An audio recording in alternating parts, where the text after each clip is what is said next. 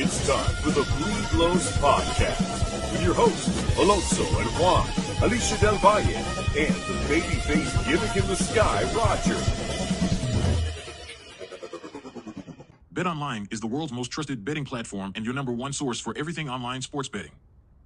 Right now, you can receive a 50% free bet of up to $250 on your first deposit to bet on anything from the Olympics to baseball to Formula One racing. BetOnline has every stat, every matchup, and even live odds and spreads while the games are being played. When the game's over, head on over to our online casino and get in on a game of blackjack or poker or unwind with one of our over 150 slots games. Head to the website today to get in on the action. Use promo code BLEAV for your 50% free bet credit on your first deposit up to $250. BetOnline. The game starts here.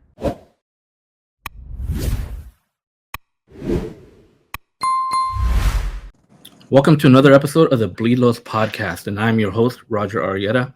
And today we got a special guest with us. We have the all-time Dodgers saves leader and current Boston Red Sox pitcher, Kenley Jansen. Kenley, how you doing, man? Doing great, man. Fantastic. Great to have me. It's awesome. I know you were in town a couple weeks ago. Red Sox were in town for the Dodgers, and that's kind of when I wanted to connect with you, but I knew it's going to be hard. You know, players come out, they got to do their thing. You know, they got to, obviously get ready for the game. And, I was there and I saw as soon as you came out, I think from the moment you came out, you were talking to like Dave Roberts, you were talking to coaches, you were talking to trainers, you were talking to staff. I mean, everybody pretty much wanted to talk to you. I mean, I got a great shot of you talking to Clayton Kershaw, Kenley and, Clayton talking, chopping it up. Yeah.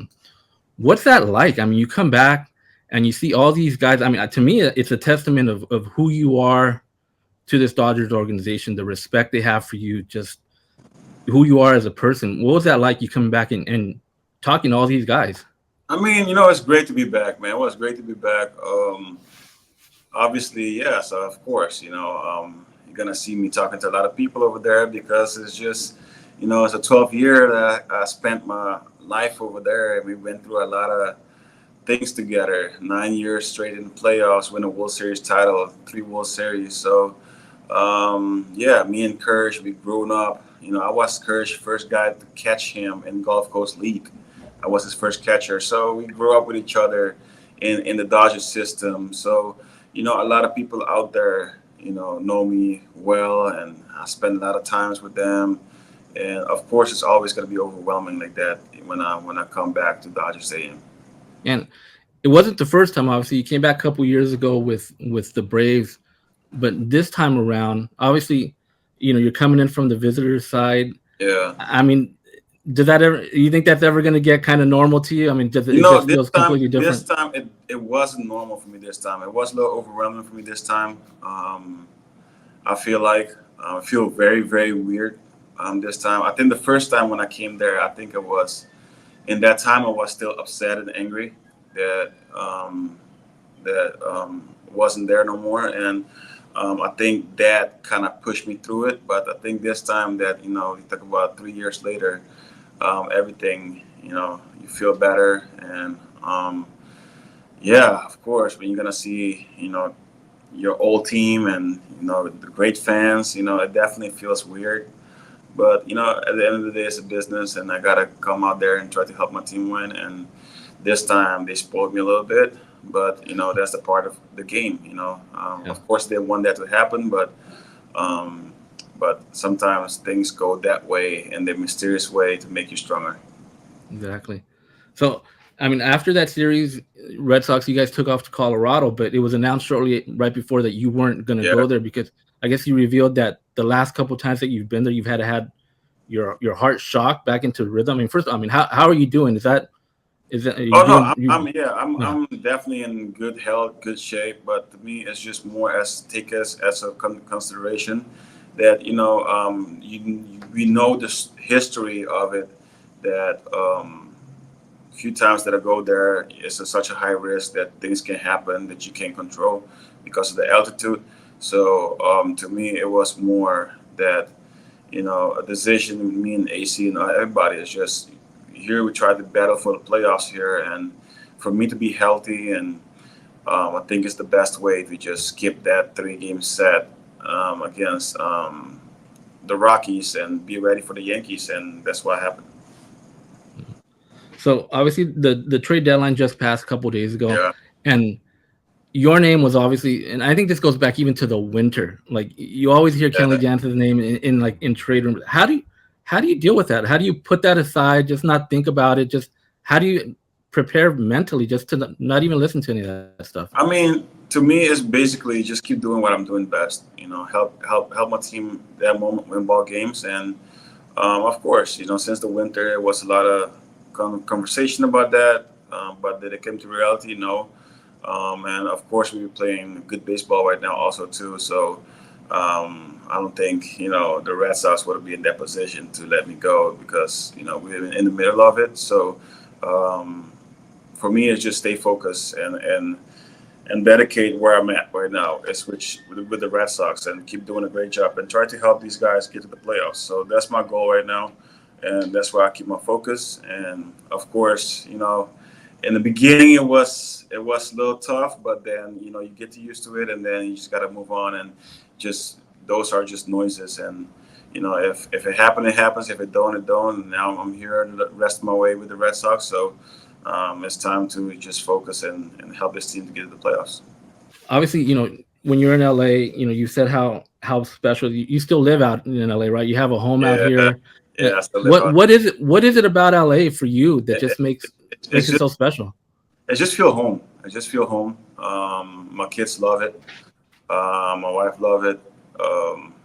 It's just, if I compare it to Curacao, it just feel like my second home. That's why I feel like I want to live for a while now, maybe rest of my life. And yeah, exactly. Like I just love everything about LA, and the fact that I played there, my legacy is there, and yes, of course, like if my family loves it, I'm gonna be there for a while, for a long time. And we also know you're a huge Laker guy, right? We know how big of a Laker fan you are. Now you're in Boston. What was it like seeing the Celtics raise that 18th championship banner up? I mean, I'm wearing the Red Sox uni, and you get to know these unbelievable fans of the Red Sox, like Boston. Period. Like, there's such a great sport town, fan base, and you feel happy for them. But deep down in your heart, as a kid before living in LA, growing up, being a huge Shaq fan, that's how I started watching NBA. With him in the Orlando Magic days, and then when he went to LA, that's when I followed him to LA, and then I stick in LA forever. So Shaquille O'Neal basically made me a Laker fan, and my older brother was a huge Magic Johnson fan growing up. So he's older than me, like almost 10 years older than me. So he watched Magic. So for me, it's just a guy from Curacao already loving the Lakers, and then my life become with the Dodgers, and me living in LA, and then living the moments of the purple and gold. To me, is just deep down, it hurts a little bit. And hopefully that they can figure it out and make the Lakers be a team that is a team to beat. So that's why I think everybody, all the LA fan base, wanted to see anyway, to see the Lakers be that Showtime Lakers again. Yeah, I mean, they got a new coach coming in, JJ Redick. I mean, you never know, right? And I think basketball is just so much of a different sport. It's a different grind. But yeah, you never know. Yeah, you never know. I mean, if AD stay healthy, man, and play like to what he's supposed to play, with LeBron doing his thing, it's not showing that he's not slowing down still. To me, still the best player in the NBA to me.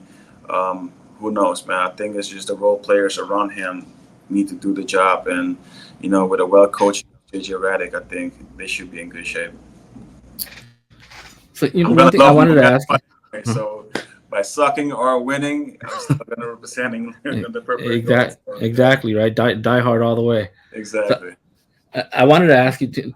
I know you got a chance to talk with Mookie, and you were talking about 2020 and how hard that year was, just in general. Like, even though it was a short season, just everything that you guys went through. I mean, you were a part of some, really great teams with LA, considering how they may have ended, 2017, 2020, Uh-huh. 2018. Is there a team that sticks out to you in your mind that you're like, man, this team was probably the best team I was on? Because I mean, for me, 2020, that's not a shortened season. You guys are winning over 110 games that season. I would say 2020 was the best team that I saw so far. Still, no disrespect to them. Right now, they have an unbelievable team that they put on, but the team you could have sensed is going to win it. Like I remember walking in the clubhouse 2020, and how the spirit and everything was connected. It don't matter if it was COVID or not COVID. Like you say, we probably would have won 110 games, and we probably would have, you know, just go through it. And Mhm. I think it was no team to stop us that year. That team was well connected. Everybody was well joined together, and well deserved, man. We won it, and nobody can take that away from us. And also, if it was a Mickey Mouse trophy, then why the other 29 teams didn't win it? So that's how I see it. So we all can talk, but they should have walked that year. So, we show that we go about our business and we win it, and stop complaining and stop talking about it. Yeah, I mean, exactly. I mean, to me, it would have become maybe something that you can say like, oh yeah, that's not really, you can't compare that season if say another team would have said, or a couple teams said, you know what, we're sitting out this season, right? But Yeah, you had every you team can't do going that. for it. Otherwise, if you do that, then otherwise I will say my best career ever was 2017, and if the Houston Astros didn't cheat it, they would have not beat me. Yeah, So that's how I see it also too, because no teams beat me that year beside the Astros got me in game two.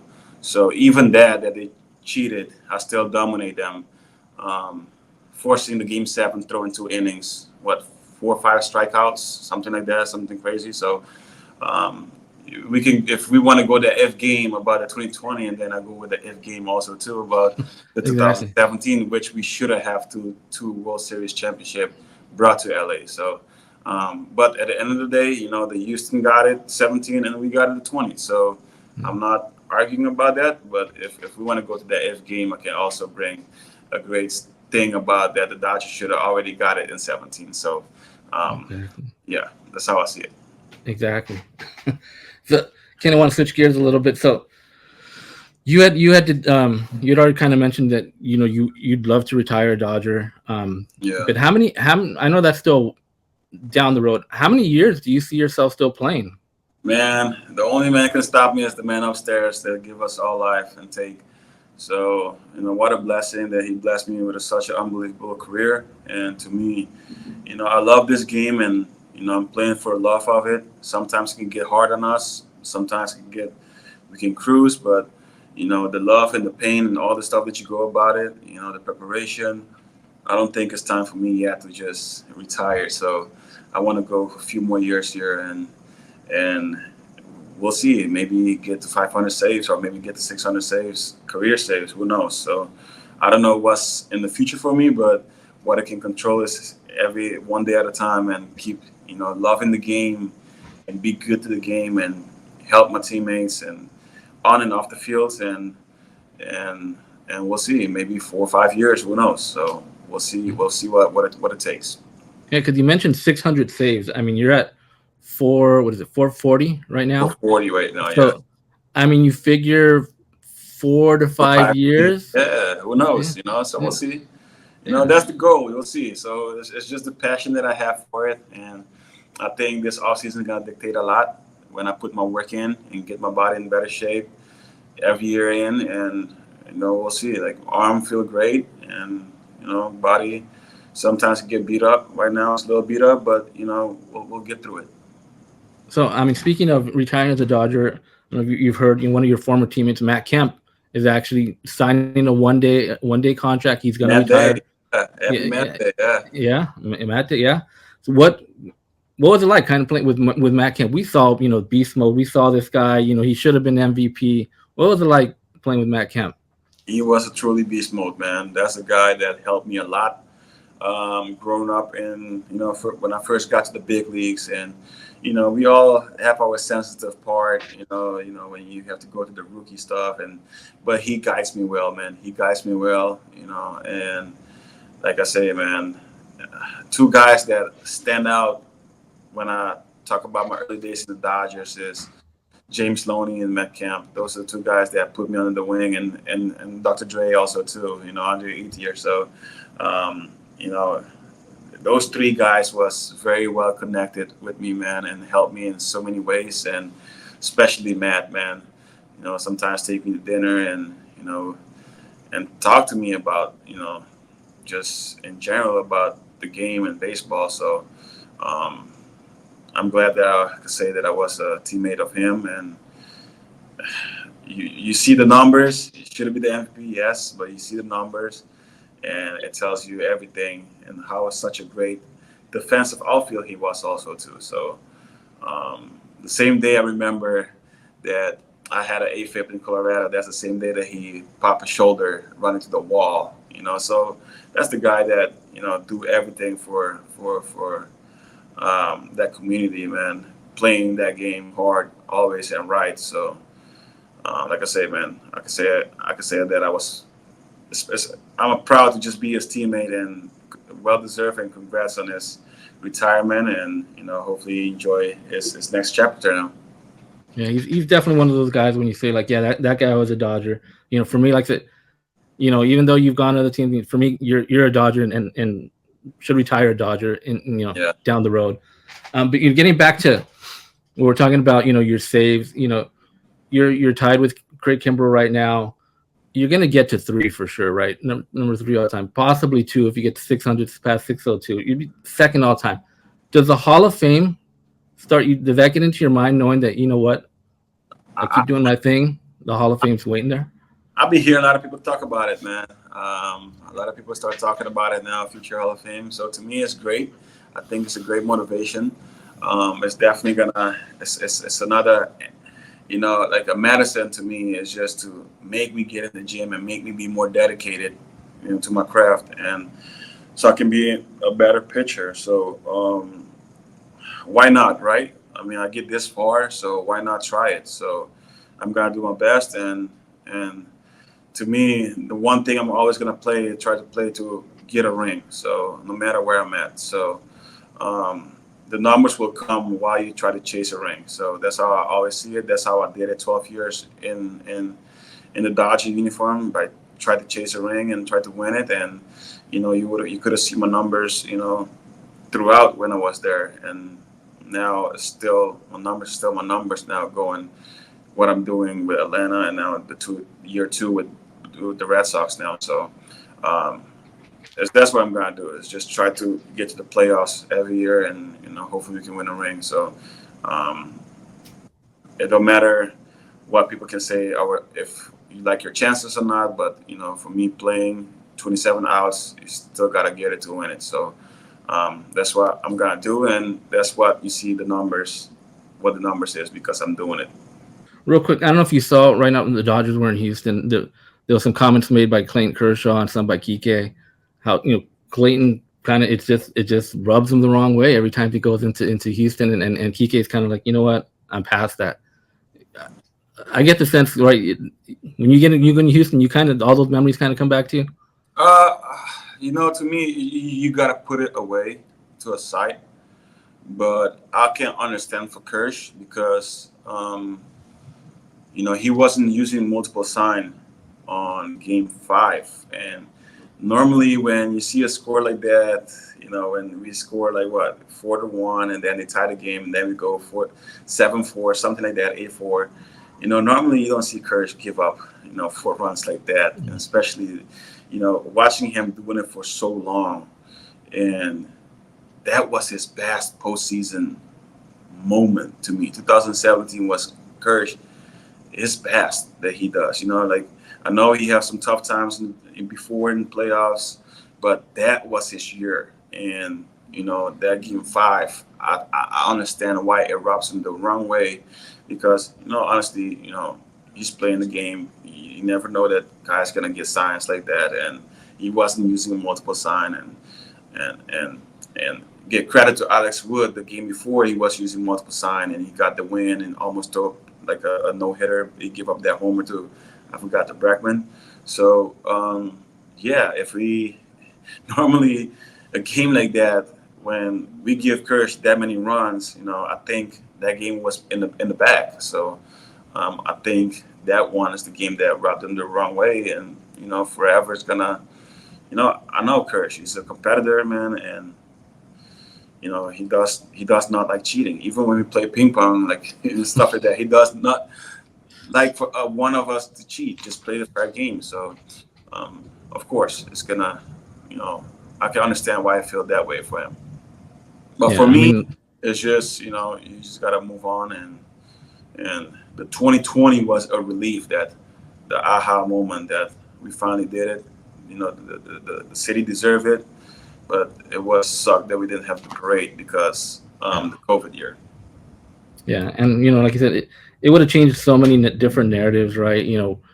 Kershaw, the Dodgers, Dave Roberts, just all those narratives that you hear about these guys. 2017, it totally changes that. But yeah. So like I was saying, I would just want to thank you for your time, Kenley. I believe, you're going to be a Hall of Famer. I've been saying this for a couple years. I believe in a couple years, once you retire, we're going to see that 74 up at Dodger Stadium.